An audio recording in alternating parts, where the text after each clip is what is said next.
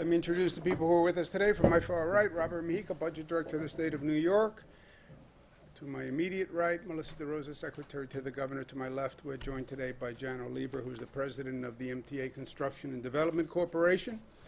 Thank all of you, smiling faces, for being here today. Today is day 100, and it is a day that New York City begins to reopen. And it's a day that I am so glad to see finally come. Day 100. Day 100 since we had the first case in New York, first coronavirus case.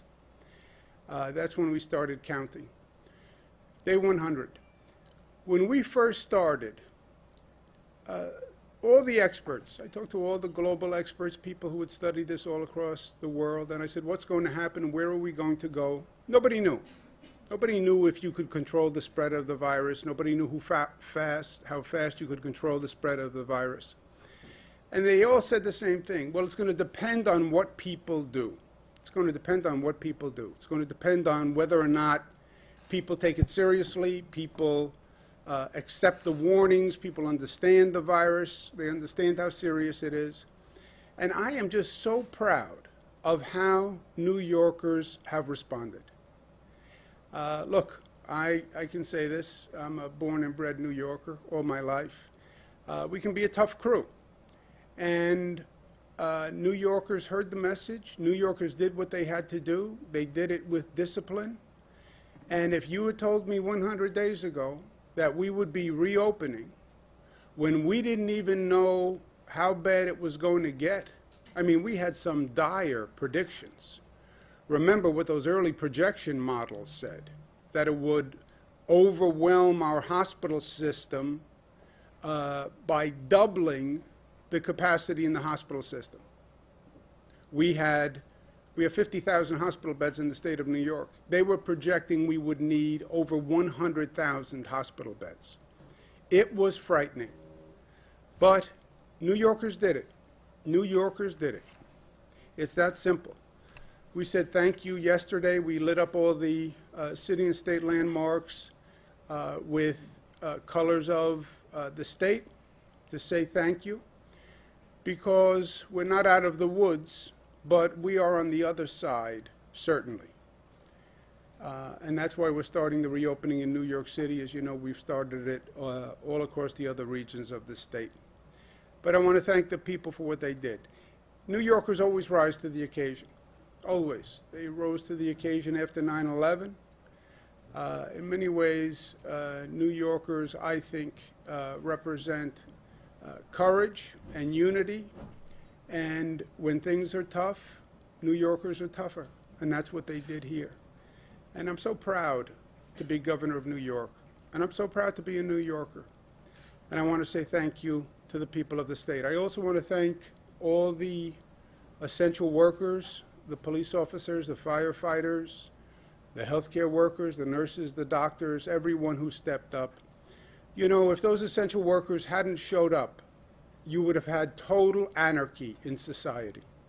If those essential workers said, well, if it's so dangerous, I'm going to stay home too. I'm not going to open the grocery store. I'm not going to open the pharmacy. I'm not going to drive the truck to bring the groceries to the grocery store. I'm not going to drive the train. I'm going to stay home like everyone else. If they had done that, and there was no food, and there was no transportation, you would have seen bedlam. So God bless the essential workers. I'd also like to thank my team. 100 days. They haven't had a day off. We've done these briefings every day for 100 days, sometimes twice a day. And it's been hard. It's been emotionally hard. It's been exhausting, dealing with the unknown. We've never gone through a period like this. We've gone through a lot. I've gone through a lot. But never anything like this. And they did an extraordinary job, and I want to thank them. And I want to thank you guys for talking to me every day for 100 days. The joy of our interaction and our dialogue, the joy that you had dealing with me, the joy that I have dealing with you. I think you have more joy, but we can discuss that over a beer sometime. But congratulations, we are back. We are back. And not only are we back, but we went from the worst situation in the nation, frankly, one of the worst situations on the globe, to not only flattening the curve, but to bending the curve. Remember we talked about we had to flatten the curve? That means we had to stop the increase. We didn't just stop the increase. We bent the curve, and we brought the spread down dramatically. And you look at where we are today, 100 days later, we are continuing our decline. The rest of the country is still spiking. How remarkable is that? How remarkable is that? So congratulations to New Yorkers. It's also day 15 of the civil unrest after the murder of Mr. Floyd, and now we're dealing with the two situations simultaneously. And in many ways, they both then compound each other, right? It's not just the protests, it's protests happening during the COVID situation. So we have to deal with both. The protests continued yesterday all across the state. They were by and large peaceful. But the protesters are basically right. It's not just a New York State phenomenon or an American phenomenon. It's happening all across the globe. I mean, it is amazing. I was watching this morning protests in Rome, protests in Spain. It's all across the globe.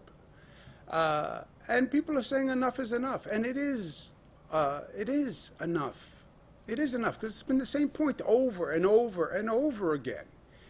Bring reforms to the criminal justice system. Bring reforms to policing. We've seen the same situation happen 20, 30, 40 times. How many times do you have to see the same situation before you act? And we're going to act in the state of New York. Transparency of disciplinary records for police officers, what they call a repeal of 50A, which, by the way, what 50A says is the records of police officers will no longer be exempt from disclosure. So the records of police officers will be like every other public employee, right? They'll be like teachers, they'll be like CSEA employees or DC 37 employees in New York City. Their records will be available. And if people made complaints about them, they will be in the record and they will be released. Ban chokeholds. We went through it with Eric Garner. I mean, how many times?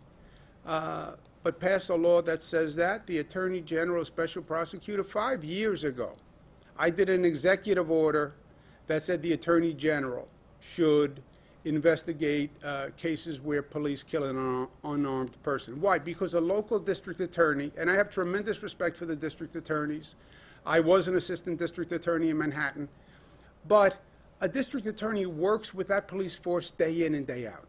How do you expect the public to think that the local district attorney, as an arbiter, is going to be unbiased? Attorney General, statewide elected official, who can do the investigation of police misconduct and give the people of the state confidence that it's a fair investigation. And a banning of false race-based 9/11 reports. We worked with the legislature over the weekend. I think we have an agreement on the bills that are going to be introduced. If they pass the bills that we've discussed, I will sign the bills, and I will sign them as soon as they're passed. I want to thank both of them for their leadership. This is a difficult time. People are angry. People are angry on multiple issues. And feelings are intense on multiple issues. So in the midst of it, you have to find out what's right rather than just what's politically expedient. And I want to praise the Senate leader and the Assembly leader, the Speaker, for their leadership. And I hope we have a good, productive week this week. But this is not about what an individual state can do. It's actually broader than that. New York State will take this legislative action, and I hope it then becomes a model for other states to follow. We've done that in New York a number of times. We did it with marriage equality. We did it with free college tuition. We did it with raising the minimum wage, New York acts, and then it provides a spur for progressive action by the rest of the country. But this is also bigger than what states can do. What this protest really is about is systemic racism and systemic injustice and systemic inequality. Yes, when it comes to policing, but frankly, it's worse than just policing. It's the fundamental institutions in our society that systematize discrimination. It's the fact that we have two education systems, one for the rich and one for the poor. And poor children receive a different education than rich children because there's a gross funding disparity. It's the lack of an affordable housing agenda, where the federal government just doesn't provide affordable housing anymore. They used to provide Section 8 vouchers. They used to provide what's called project-based Section 8 vouchers so you could build. They used to build public housing. That's all stopped. That's all stopped. It's the healthcare system, what we saw with COVID, that you have inequality in the healthcare system. And the neighborhoods where the COVID ravaged are the neighborhoods that had less health care to begin with. That's not a coincidence. That's the fundamental cause of the injustice. And that's what we should be addressing along with policing issues. And there is a moment to do this. There's a global moment. There's certainly a national moment for that change. Carpe diem, carpe momentum. Seize the moment. There's a moment. Change comes in a moment. When did we pass gun safety? Right after Sandy Hook. Why? Because people said enough is enough. People are saying enough is enough again. Seize the moment and end the systemic injustice, inequality. Education, health care, housing, policing, criminal justice. Reopening of New York City. We did it all based on data and facts. There was no political ideology at work here. We're talking about a virus. The virus doesn't do Democrat, Republican, doesn't do liberal, conservative. It's based on facts, and we have followed the facts. You look at where we are now with our testing results. On Sunday, we did 58,000 tests across the state. We're at 1.2% positive, the lowest level in the state since March 16th. That's a fact. Over the past few days, 58,000 tests we did on Sunday, 1.2% statewide. Saturday, 60,000 tests, 1.3. Friday, 77,000 tests, 1.4. Thursday, 66,000 tests. Why are we reopening? Because these numbers say we can. It's no guess. There's no ideology. Based on the numbers, we can reopen. We are doing more tests than any state in the United States. We're doing more tests than any country on the globe per capita. That's why I have confidence saying to 19 million people, we can do this. Based on yesterday, 58,000 tests. That is a lot of tests. That is a large sample. And I feel confident making a decision on these numbers. Now, we can change the numbers, just like we changed the numbers the first time and reduce them. New Yorkers get sloppy, you can see those numbers go back up because they're purely a function of behavior. You tell me what New Yorkers do today, I'll tell you that number tomorrow. And we literally study it on a day-to-day basis. If you look at yesterday's numbers, just yesterday, across the state, New York City, 9 weeks ago, 59% were testing positive. 4 weeks ago, 10% were testing positive. 2 weeks ago, 4% were testing positive. Yesterday, 2%. Just yesterday. And you see the other numbers for the other regions. Mid-Hudson, 1%, Long Island, 1%, Western New York, 2%, Capital Region, 1%. That's how we're making decisions. Westchester, Rockland, Hudson Valley will enter Phase 2 tomorrow. Long Island is on track to enter Phase 2 on Wednesday. What does phase one reopening mean? It means companies, businesses can reopen pursuant to specific guidelines. This is not reckless reopening. We know what happens when that is done. This is by the guidelines. Construction and manufacturing, wear masks, no congregate meetings.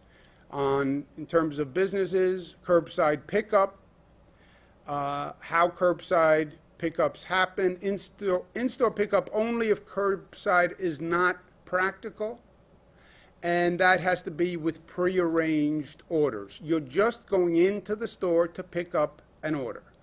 That's because you can't do curbside. That's all that is. Curbside, obviously, in New York City is a different phenomenon than curbside in other markets with less traffic. But that's what store shopping is. These guidelines work. They have been enacted in every other region in the state. Those other regions have entered phase one, followed these guidelines, and there has been no spike. We know that it works if it's followed. So the same guidelines apply to New York City. And if we follow those guidelines in New York City, there should not be a spike, just like there hasn't been a spike across the rest of the state. We're also going to keep a special eye on New York City to see what happens. We'll do 35,000 tests per day in New York City. Take a snapshot every day. If you see any increase in the infection rate, then react immediately. And 35,000 tests per day is a healthy snapshot, a healthy sample, and then watch it literally every day and calibrate what you're doing. Again, I'm asking all the protesters to please get tests. That is a new question that has been dropped into the mix. We had all these at-home measures, and then we had thousands of people show up for protests. Did that affect the spread of the virus? We don't know. We don't know. So I'm asking the protesters, please go get a test. It's free, it's available, but there is a chance that you were in proximity to people. Again, we've gone through this, what they call a super spreader. One person in a crowd of 100 people can infect dozens. We've seen it. So please, we have 15 testing sites in the New York City area that are prioritized just for protesters. We're also focusing on the hotspot neighborhoods in New York. These are zip codes where we know there's a much higher infection rate than other parts of the city, and it's dramatically high. Overall, the infection rate in New York City is about 19%. Some of these communities are over 50%. So we're targeting these hotspots, more testing, more treatment in these hotspots, and more awareness. We're also setting up additional testing. Thank you very much, Northwell Health and Somos Community Care. More testing sites in those zip code areas for people in those zip codes to get tested. So 240 testing sites alone in New York City. So you can get a test. It doesn't cost anything, and there are 240 sites available, so there's no reason not to do it. There's a website where you can go to the website, punch in your address, find the availability, call, and set it up. I'm asking the protesters to get tested and take as a precaution, act as if you have been exposed, and you may want to tell people that who you're interacting with. Stay away from people who are in a vulnerable population until you take a test and you know that you're not infected. People in those zip codes where you have that high infection rate, get tested. Get tested. And that's all on that website. Also, as we're working through this, we're going to extend the deadline for filing property taxes, tax abatements by 90 days to give small businesses some assistance. We're going to restart elective surgery and ambulatory care in New York City. The MTA is reopening. Roma Torre asked me on an interview, how do you know the subway is going to be safe on reopening day? I said, because if it wasn't safe, I wouldn't ask anyone to go on the subway. I make these decisions, and for me it's very simple. I just assume I'm making the decision for myself and for my children. And I said to Roma, if the subway isn't safe for me, then I wouldn't ask anyone else to go on the subway. And today I took a ride on the 7 train. The MTA has done phenomenal work.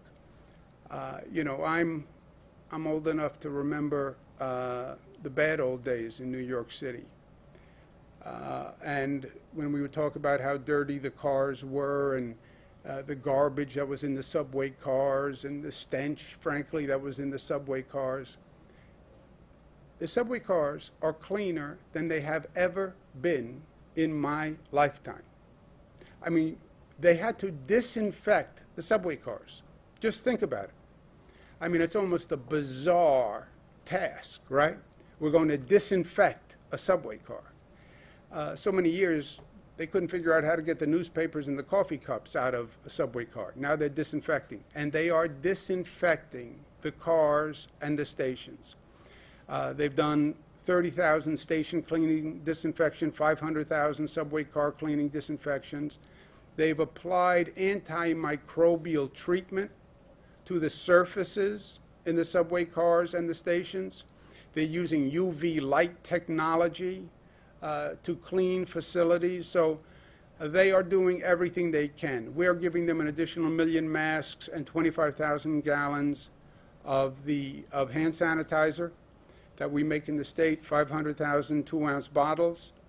I think after the ride on the subway, I have about 10 2-ounce bottles that I collected. Masks are mandatory when you are riding public transportation, subway, bus, you're in a station. Stay 6 feet away when possible. Use the hand sanitizer. Use the hand sanitizer and observe the guidance that is on the trains, etc. The MTA is also launching the It's Up to Us New York campaign. You'll see this if you're riding the subways or the buses. It's up to us. How do you stop the spread? It's what we do.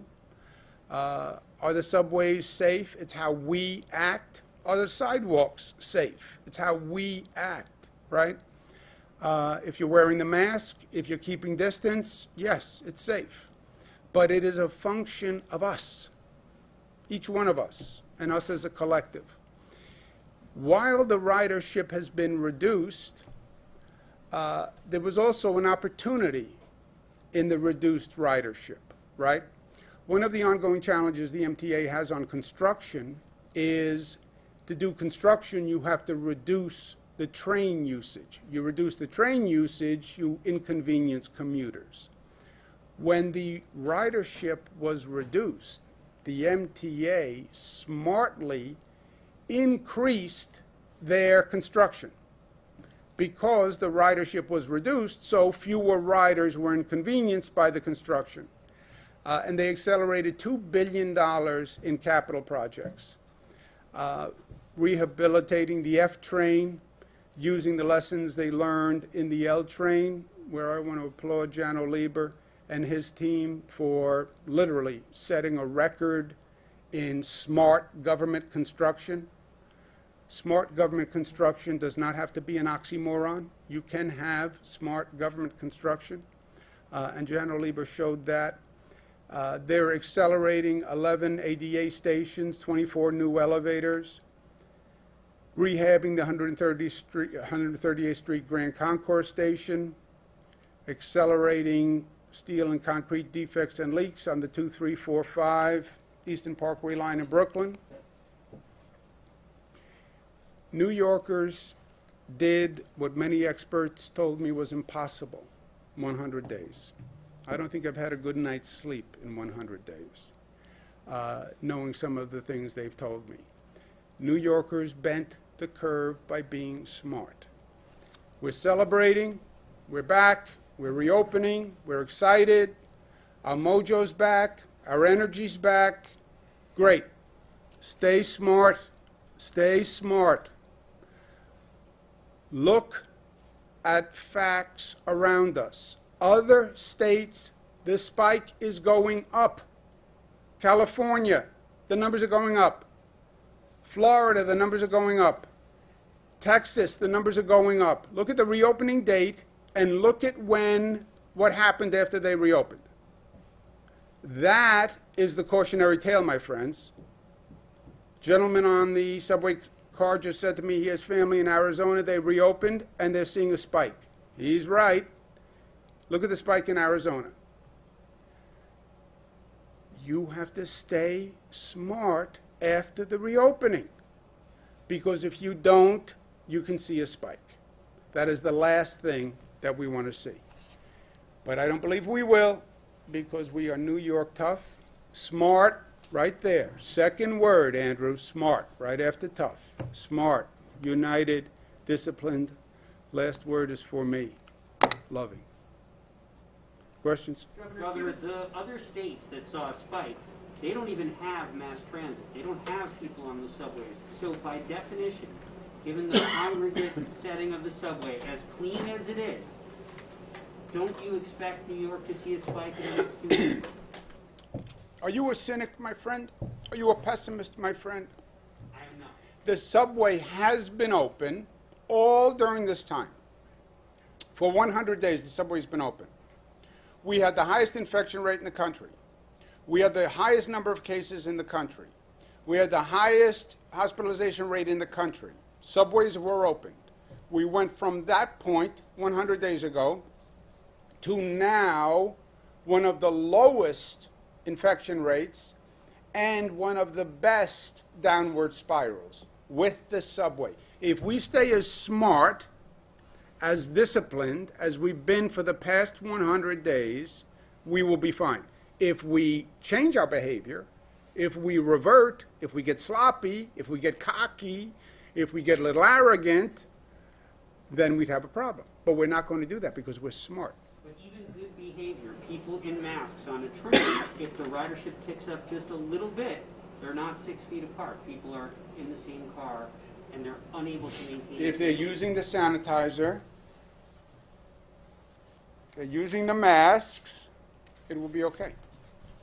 Governor, the state is taking the lead now in terms of passing police reform. Excuse me one second. If we're going to have a problem, the variable here is, did the protests have an effect? I don't know. And I don't want to speculate. That's why I'm asking them to actually get tests. But we'll have the masks for all essential workers, and if we keep the discipline and the intelligence, we'll be fine. I'm sorry, Zach. No, the state finally taking the lead, passing these bills, as you know, some of which have been bottled up for many years, but they've been available. They're now actually going to pass them probably by Wednesday, I'm told. Do you think the department itself has to do its own internal reforms? Would you like to see changes within the NYPD itself to go a step further? And do you think the current leadership team there is up to doing that?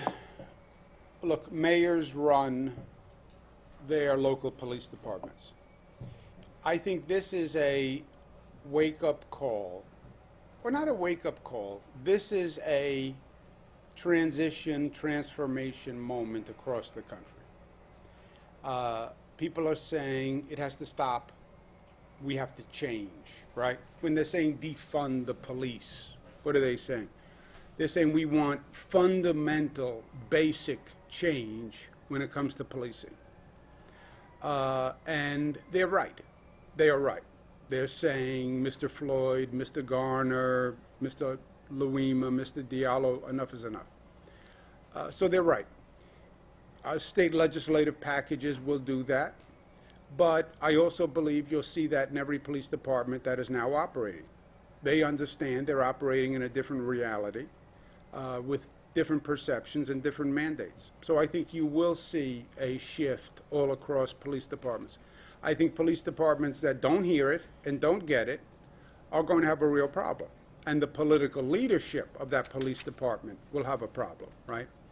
and those local mayors. You look at what's happening in Minneapolis now. So I think the mayor, as the elected official, they will get the message, and then it's going to be up to them whether or not their police department has done it.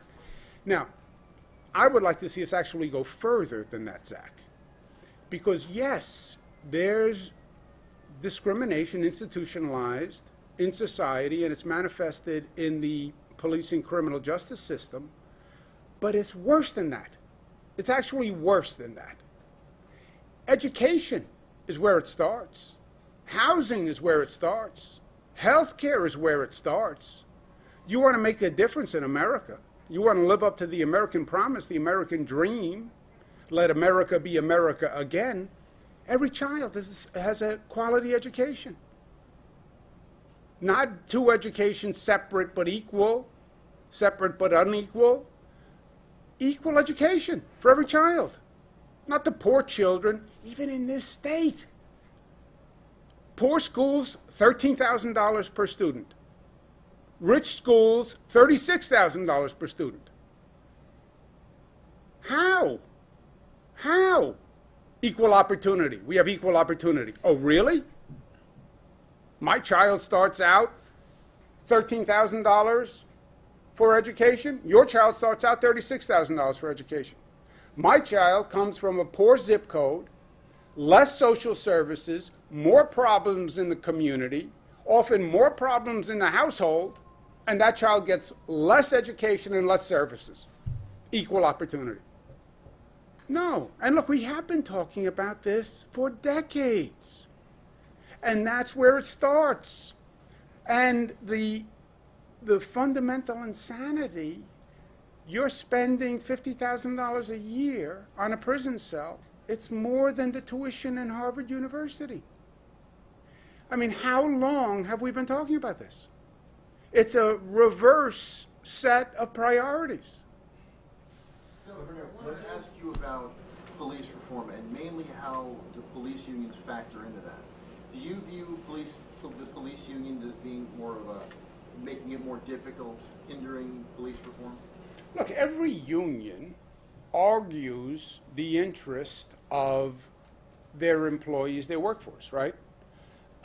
When you go to make education reform, you hear from the teachers union. When you go to reform the mental health system, you hear from CSEA, right? When you go to reform government, you hear from PEF. You go to reform construction labor, you hear from the construction and labor unions. So they're arguing from their employees' point of view. I understand that.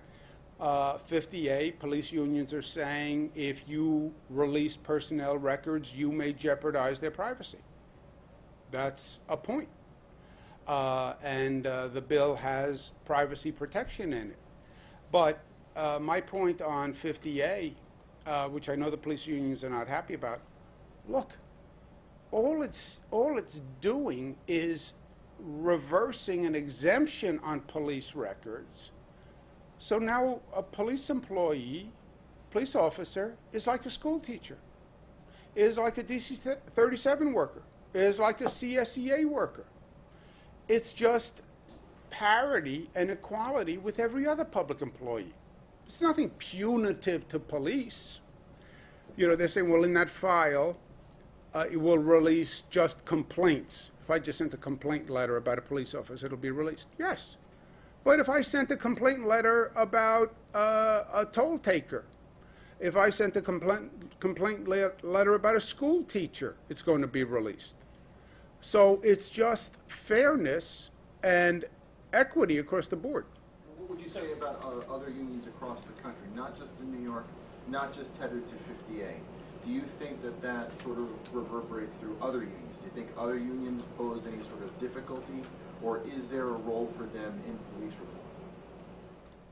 Well, of course there's a role in police reform for the unions.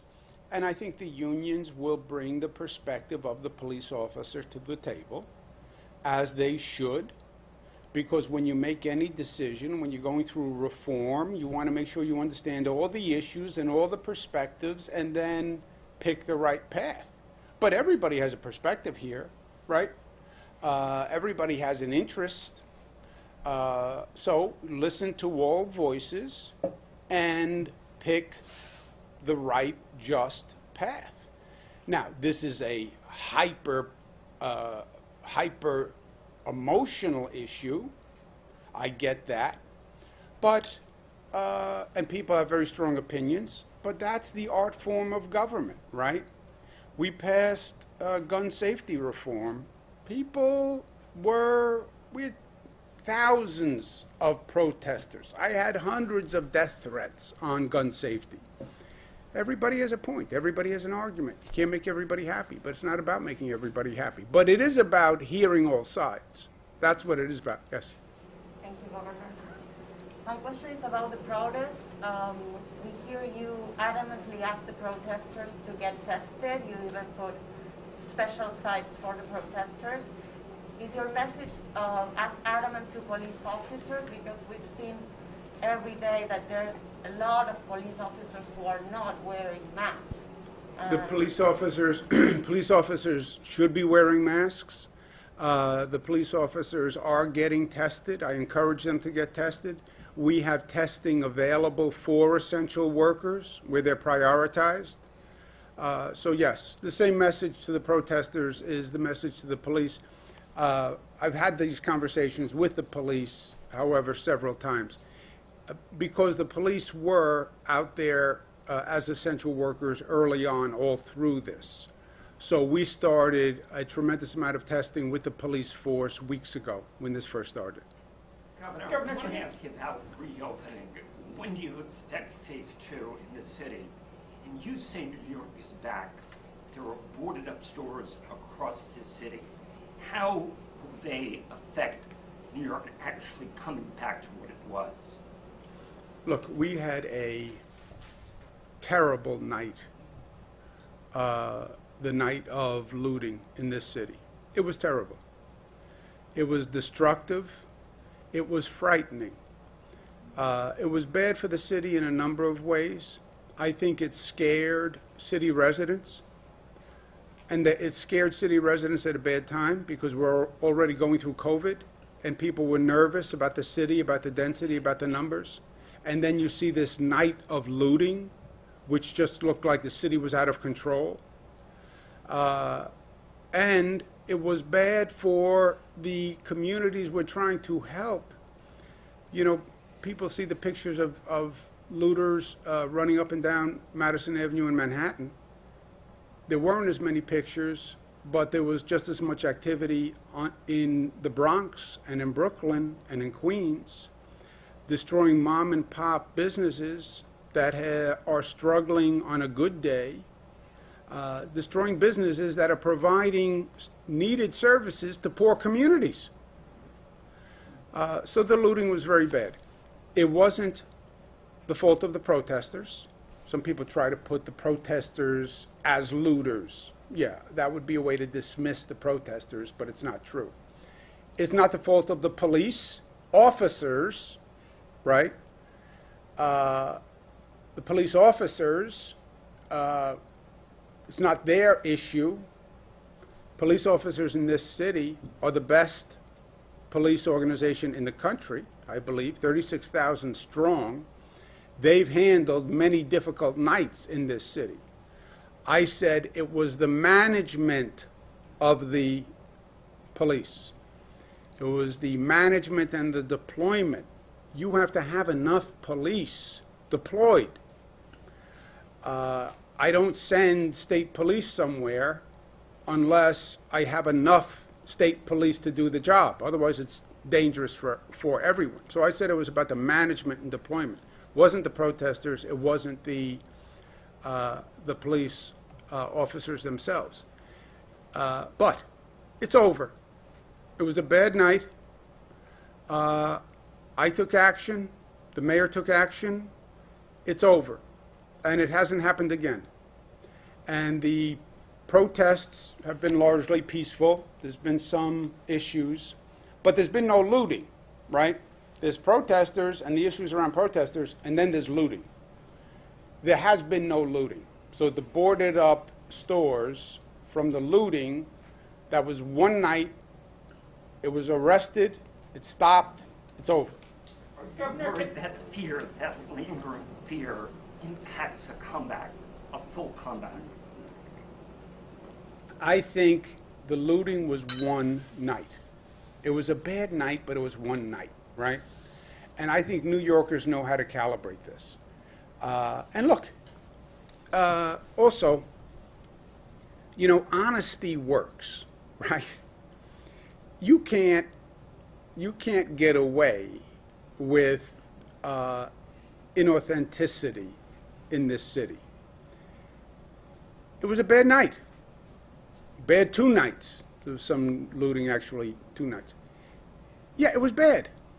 But I said it was bad. And I said it had to stop, and it had to stop now. And it was a management deployment issue of the police. And the management acted differently, and the deployment was different, and it stopped. So it wasn't good, but I think it was addressed honestly. It was addressed effectively. And over the past several nights, we haven't seen any looting. So I think New Yorkers are past that. Governor, can you tell us about your evolution of thinking on 50A?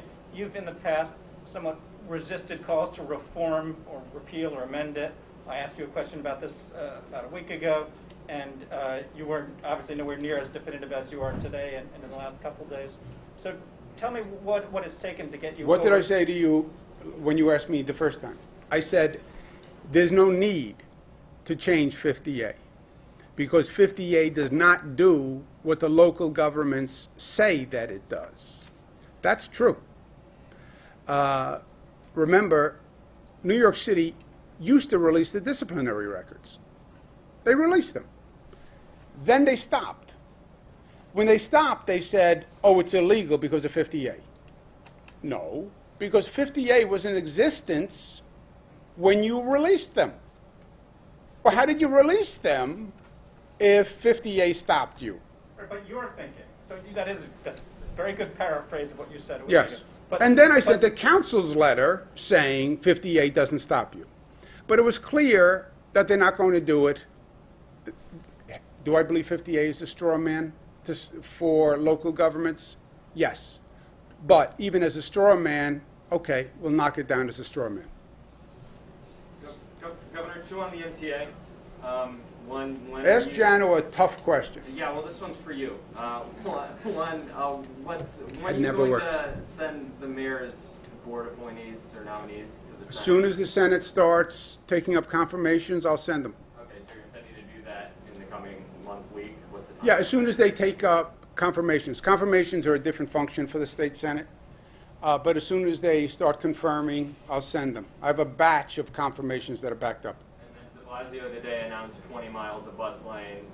MTA has called for 60 miles. When it comes to reopening and seizing the moment on the city streets like other cities across the world have done, do you think that the mayor is doing enough? Do you think city officials are doing enough to not just get buses moving, but open up spaces for restaurants and really reform the way that the street space looks in the city? Well, look, you're factually right. The MTA estimated and requested 60 miles of bus lanes. I haven't heard the mayor's announcement. But obviously, there's a disparity between what the MTA asked for and what the mayor's doing. You want to comment on that? No, I think from the MTA standpoint, 20 miles is a step. 20 miles of bus lanes is a step in the right direction. But we asked for 60 for a reason, which is that we really want to speed service so everybody can get more frequent service and we can accommodate the growth as the governor sets the economy back in motion, and to maintain social distance to the extent possible. And then if I may, you announced that Jano's team is accelerating a lot of projects at the MTA, but the whole capital plan that we're entering hinges on congestion pricing. Is there any update on that and whether or not we're going to move that across the finish line this year? Who's we? You. Paleface. The federal government has to approve the congestion pricing plan. I have spoken to the federal government about it. MTA has spoken to the federal government about it. The MTA has not approved the congestion pricing plan. Why not? You'd have to ask the federal government. I don't believe they have a bona fide reason. But why haven't they approved congestion pricing? I have no idea. Why haven't they approved the cross Hudson tunnels? Why haven't they approved the air train from LaGuardia? Why haven't they approved the extension of the 2nd Avenue subway to 125th Street? Why did they pass SALT, which penalized New Yorkers and increased the taxes of New Yorkers, who were already contributing more to the federal government than anyone else? I don't know. Okay, guys, thank you. I'm going to work. Rob, are there any updates on receipt projections?